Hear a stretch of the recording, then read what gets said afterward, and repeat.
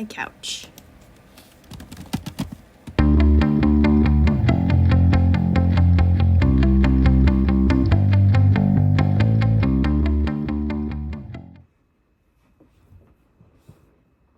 Okay, fine. So I go on the occasional vacation and I'm really grateful for the opportunity, but I would love to see the world full time to understand stories that aren't normally heard. And if money, location, or other restraints weren't a problem, this is what I'd do. Independent video journalism. This is Somaliland.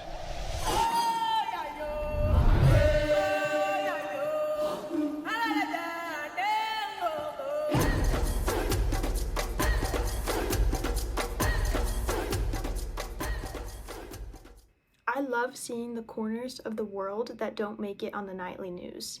Creators like Mike OK, Isabel Young, and Indigo Traveler, who I just showcased, show the human sides of places that we don't get to see in the headlines.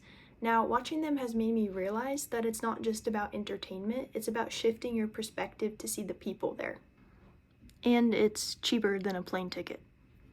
To figure out what a career in video journalism would look like, I asked ChatGPT because it knows everything, doesn't it? What I wanted to know is what makes being an independent video journalist interesting, and what are the risks and ethical challenges that come along with it, as well as what does it take to survive in this modern landscape with traditional news. When I asked ChatGPT, it came back with 3 big main points. The first was safety in conflict zones. The second, ethics in exploration, and audience trust in viewership. With the first category of safety, ChatGPT came back saying that freelance journalists usually don't have the safety and the materials and plans that big industry correspondents do. So I decided to verify this, and it does turn out that safety is a big deal. UNESCO reported in 2023 more than 50% of journalist killings happened in conflict zones and crisis zones. And Reporters Without Borders confirms that half of their training for journalists focuses specifically on safety measures. So yeah, AI was right on this one. Freelance journalists don't have the institutional support that network reporters get. Next, I asked ChatGPT about ethics and how you can showcase areas that might be war-torn or impoverished without taking advantage of them. And I'd like to show some examples of good journalism. Take Mike OK, for example. He explores remote parts of Afghanistan, and Indigo Traveler, like I mentioned, visits small villages across the globe. They show real human experiences without just sensationalizing poverty or danger. You learn about their people, their traditions, and the perspectives you would not find in mainstream news. Now, I wanted to show a clip of bad journalism. China, baby. They love the rules. Obeying them even though it doesn't make sense. Oh, I can't. I can drive. It's really confusing. Now he's saying you can drive. All right, let's do it. Get the gun, Tommy! Get the gun! Sensationalized, shallow, and pretty annoying, honestly. It reinforces why storytelling integrity matters.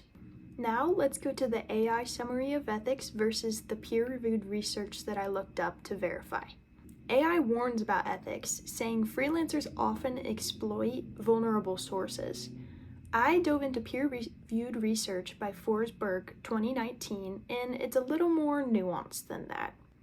Journalists can exploit, but the study explores balancing harm and meaningful connection. So AI wasn't completely wrong, it just simplified things, like it often does with a summary. So, in conclusion, ethical journalism is pretty complicated.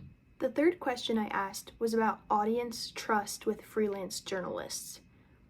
AI claimed that independent journalists are rising because audiences trust them more than traditional news sources like radio, newspaper, and media channels. Gallup's 2024 survey shows that only 31% of Americans have a fair or great deal of trust in the media. That decline in mainstream trust matches the AI prediction, but it doesn't tell the whole story. Some people still prefer watching the Monday night news. So again, partially correct, but context also matters. Now, let's go to some of my aha moments while I was researching. Being an independent video journalist is messy, risky, but also creative and meaningful.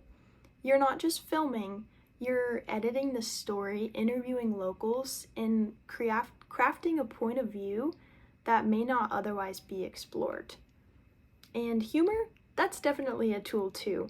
Making stories engaging while staying respectful is part of the craft.